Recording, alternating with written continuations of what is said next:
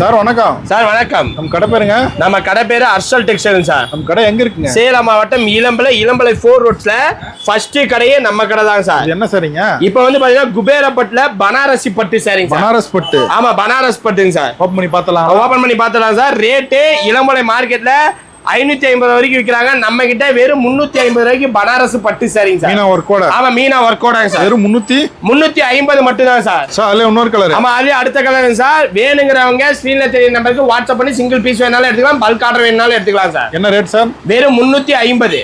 Sir அதுல blue colour. ஆமா அதுல அடுத்த கலர் சார். சூப்பரா இருக்குங்க. எல்லாமே சூப்பரா அட்ராக்டிவா இருக்கும் சார். சார் அதுல எல்லோ கலர். ஆமா அதுல மஸ்டர்ட் எல்லோங்க சார். சூப்பரா இருக்குங்க.